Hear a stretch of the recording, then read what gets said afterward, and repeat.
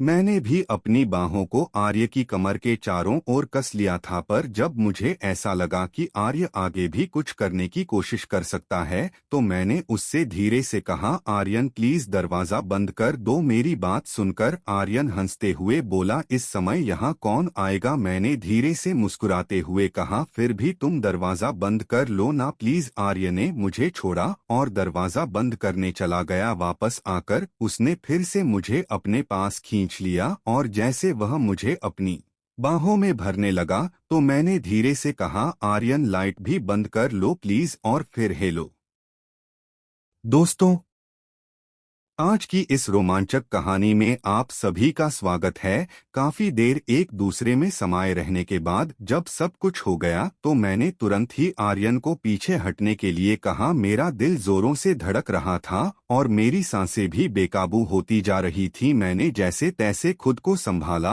और आर्य को मेरे कमरे से बाहर जा के लिए कहा। वह बिना कुछ कहे सर झुकाकर मेरे कमरे से बाहर चला गया। उसके जाते ही मैं कांपते हुए अपने बिस्तर से उठी और बाथरूम की तरफ चली गई। मेरा मन उलझनों से भर चुका था। मैं यही सोच रही थी कि एक शादीशुदा औरत होते हुए भी मैंने यह क्या कर दिया। एक शादीशुदा औरत होते हुए भी मैंने किसी और के साथ संबंध बना लिए थे और वह भी मुझसे 10 साल छोटे लड़के से। यह सब सोचते हुए मेरा दिल बहुत जोरों से धड़क रहा था। मैं जैसे तैसे बस खुद को शांत करने की कोशिश कर रही थी। जो हुआ वह नहीं होना चाहिए था, लेकिन अब ऐसी परिस्थिति में मैं और कर भी क्या सकती थी। मैंने बाथरूम में खुद को साफ किया और खुद से एक वादा भी किया कि मैं अब से बहुत ही सतर्क रहूंगी। नहाने के बाद मैंने अपनी साड़ी पहनी, अपने बालों को ठीक किया और अपने बिस्तर पर जाकर लेट गई। पूरे दिन की थकान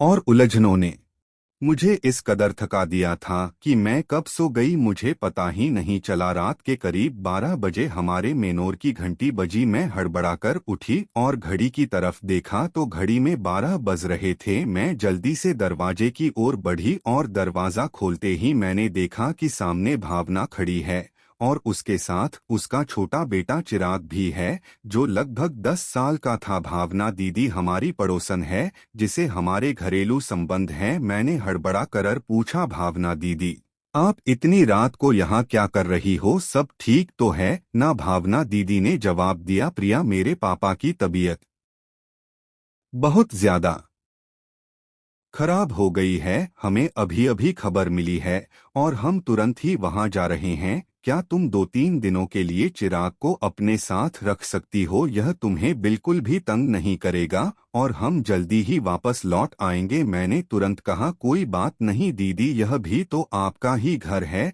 आप बेफिक्र होकर जाओ और चिराग की बिल्कुल भी चिंता मत करो, मैं इसका पूरा ध्यान रखूंगी। भावना दीदी ने चिराग को मेरे पास ही छोड़ दिया और जल्दबाजी में चली गई। मैंने दरवाजा बंद कर लिया और चिराग को लेकर अंदर आ गई। मैंने चिराग के लिए टीवी ऑन कर दिया और उससे पूछा, चिराग क्या तुमने खाना खाया है? वह बोला, नहीं आंटी अभी नहीं खाया है। मैंने मुस्कुराते हुए कहा, अच्छा तुम तब तक टीवी देखो, मैं अभी तुम्हारे लिए खाना लेकर आती हूँ। मैंने खाना गर्म करके टेबल पर रख दिया और चिराग को खाना परोस दिया। चिराग खाना खाने लगा और मैं भी उसके पास वाली कुर्सी पर बैठ गई। आर्य ने अभी तक खाना नहीं खाया था और मैं खुद उसे बुलाने नहीं जाना चाहती थी। मुझे पता था मैं उससे आंखें भी नहीं मिला पाऊंगी। मैं यही सोच रही थी कि जो कुछ भी हुआ उसमें किसकी गलती थी, मेरी गलती थी या फिर आर्यन की गलती थी। कुछ देर बाद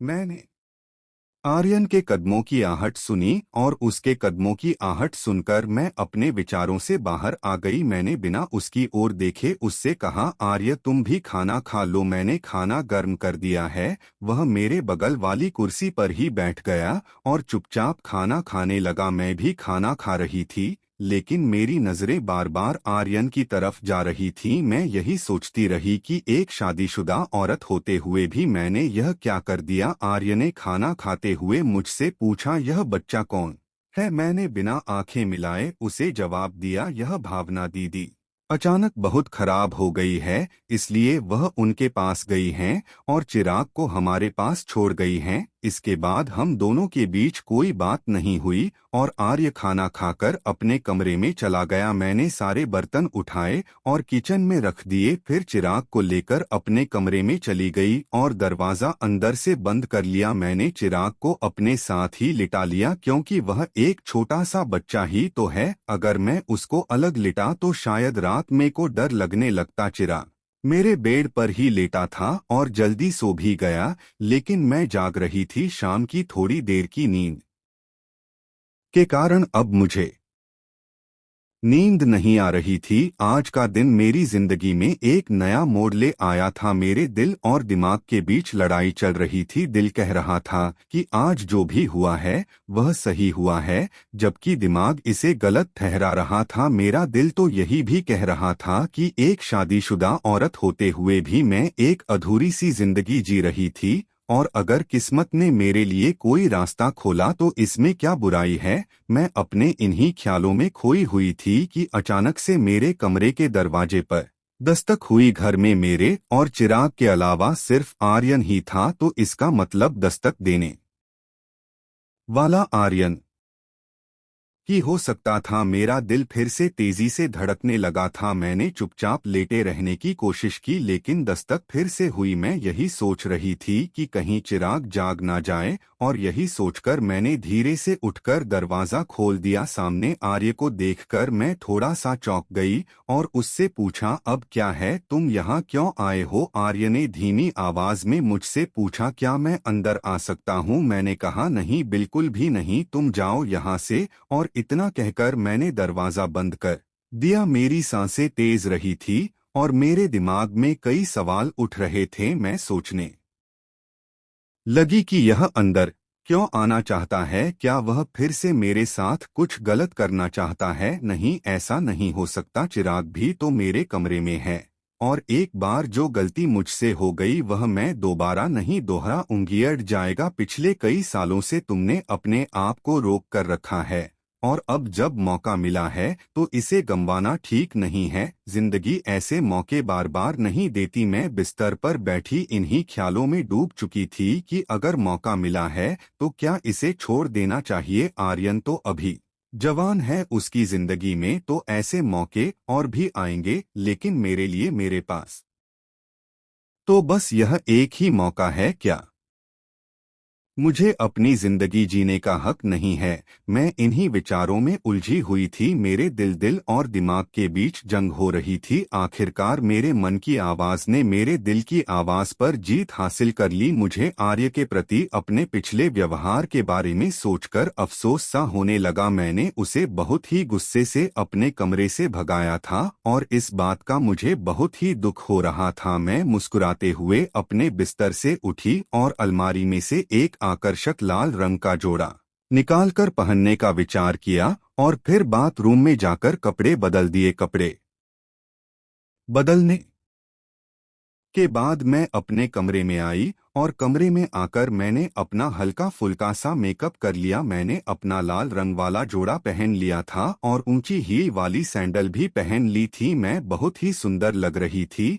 और मैं यह सोचकर मुस्कुरा रही थी कि अगर आर्य मुझसे नाराज भी हो गया होगा तो वह मुझे इस तरह देखकर बहुत ही खुश हो जाएगा। मैंने देख लिया था कि चिराग गहरी नींद में सो रहा है। मैंने धीरे से अपने कमरे की लाइट बंद कर दी और दरवाजा बंद करके सीढ़ियों से ऊपर चली आई। मेरा दिल जोर जोर से धड़क रहा था। जब मैं ऊपर पहुंची तो मैंने देखा कि आर्य के कमरे का दरवाजा खुला हुआ है और अंदर से हल्की हल्की रोशनी बाहर आ रही है। जब मैंने अंदर जाकर देखा तो आर्यन वहां नहीं था। तब तक मुझे पीछे से किसी के कदमों की आहट सुनाई दी। जब मैंने मुड़कर देखा तो वहां आर्यन खड़ा था। जब आर्यन मेरे करीब आया तो मैंने झिंझकते हुए पूछा, तुम अभी तक सोए क्यों नहीं? आर्यन ने आगे बढ़कर मेरे एक हाथ को अपने हाथ में थाम लिया। उसकी नजदीकी से मेरे दिल की धड़कनें और तेज हो गई थी। आर्य ने मुस्कुराते हुए कहा, मुझे यकीन था कि आप मेरे पास जरूर आओगी,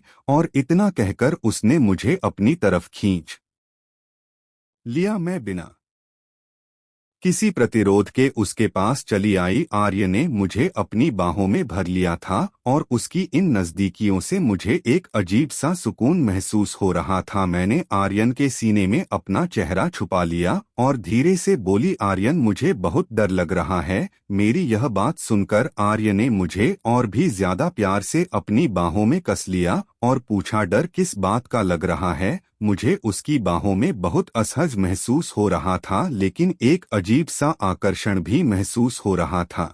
मैंने धीरे से कहा, कोई हमें देख ना ले। आर्य ने भी धीरे से कहा, यहाँ है ही कौन जो हमें देखेगा। आर्यन ने मुझे अपनी बाहों में कस लिया, लेकिन मैंने हिम्मत जताकर कहा, आर्यन अभी नहीं, यहाँ नहीं। आर्यन मेरे संकेत को समझ गया और वह मेरा हाथ थामकर मुझे अपने कमरे की ओर ले गया। जब मैं कमरे में पहुंची तो मेरी धड़कन और तेज हो गई। कमरे में पहुंचते ही आर्य ने लाइट जलाई और फिर धीरे से मुझे अपनी बाहों में भर लिया। मैंने अपनी पीठ को अर्जुन के सीने से सटा दिया। हालांकि मैं अभी भी थोड़ा सा घबराई हुई थी, लेकिन आर्य के सीने से लगकर मुझे थोड़ा सा सुकून मिल रहा था। उसने धीरे से मेरी गर्दन पर अपना सिर रख दिया, जिससे मेरा दिल जोरों से धड़कने लगा। आर्यन ने अपनी प्यारी आवाज में कहा, आज तो आपका हुस्न कुछ खास ही लग रहा है। आर्य के होठ मेरी गर्दन पर और उसका एक हाथ धीरे धीरे मेरी कमर के आसपास घूम रहा था। उसकी इस नजदीकी का एहसास मुझे पागल कर रहा था, लेकिन मैं खुद को काबू करने की कोशिश कर रही थी। मैंने यह सब पहले कभी भी महसूस नहीं किया था। आर्य ने मुझे चूमते हुए कहा, आपकी खूबसूरती ने तो मुझे घायल ही कर दिया है।